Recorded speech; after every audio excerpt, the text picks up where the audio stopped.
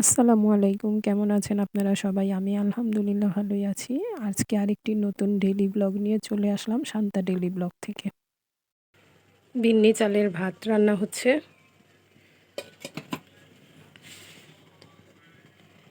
আর এ হচ্ছে নারিকেল দিয়ে গুড় দিয়ে ভাজা করেছি। নারিকেল দিয়ে গুড় দিয়ে ভাজা করেছি।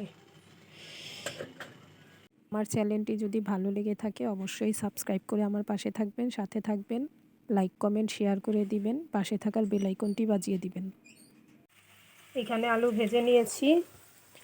আর এই তো বেগুনে মশলা মেখে নিয়েছি, এখন এটাও ভেজে নিব। আর এই যে এখানে আরও আলু ভাজা হচ্ছে, মাছ ভাজাও হয়ে গেছে, মাছ রান্না হবে।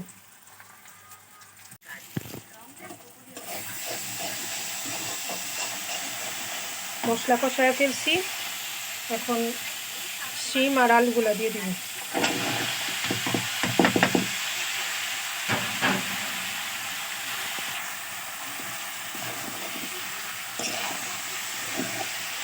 এখন মশলার সাথে শিম আলু একটু কষায় তারপর ঝোল দেব, ভালো করে কষায় দেবো, তাহলে কাঁচা গন্ধটা থাকবে না।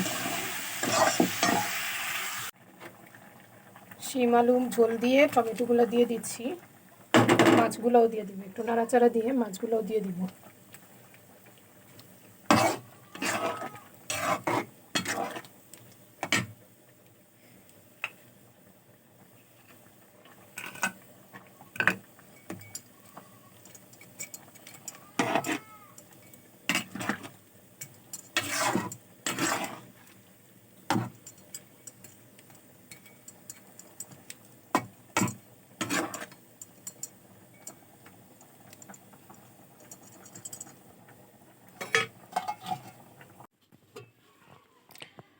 এই যে আমার রান্না কমপ্লিট, শিম আলু দিয়ে মাছের ঝোল। এটা হচ্ছে বেগুন আলু ভাজা, আর এইখানে করেছি টমেটো ডাল, আর রাইস কুকারে ভাত। জিসান স্কুল থেকে আসলে খাওয়া দাওয়া হবে।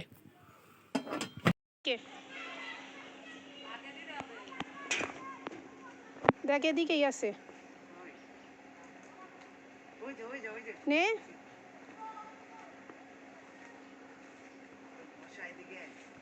গাছে পেঁপে পেকে গিয়েছিল, সেই পেঁপেটা পাড়া হয়েছে, কাটার পরে সেটা নিচে পড়েছে, সেটাই জিসান খুঁজছিল।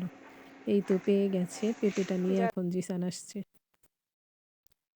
আর এই তো বাসায় কিছু কাজ ছিল, এই টিন দিয়ে বেড়া দিবে বাসার বাইরের রাস্তার পারের জায়গাটা, সেটাই জিসান গিয়ে একটু ভিডিও করে এনেছিল। ইউটিউবে ভিডিও করো। এই তো ছেলে স্কুল থেকে আসার পরে এই ভিডিওগুলো করেছিল।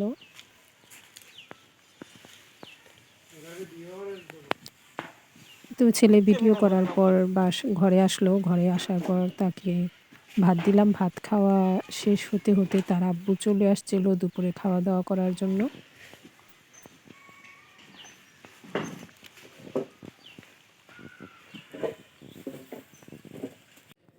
তারপর ওর আব্বু যে হালকা পাতলা বাজার করে নিয়ে আসছিল সেগুলা গুছায় রাখতে হবে, সেজন্য খুলেছিলাম। কোচিংয়ে যাওয়ার আগে এই কাজগুলো করে গেলে কোচিং থেকে আসলে আস্তে আস্তে সন্ধ্যা হয়ে যায়, অন্ধকার হয়ে যায়, সেজন্য কাজগুলো শেষ করে গেলে বাসায় এসে আর কাজের তেমন একটা চাপ থাকে না।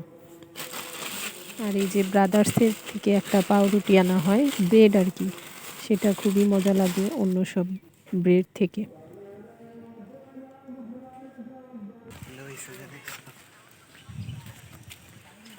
ছেলেকে নিয়ে এখন যাচ্ছি কোচিংয়ে, এখন বাজে 4:30 থেকে কোচিং শুরু।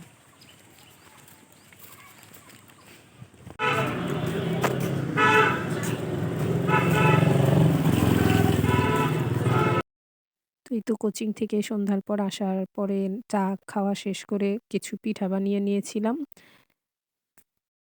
তো আজকের ব্লগটি এখানেই শেষ করছি। আল্লাহ হাফেজ।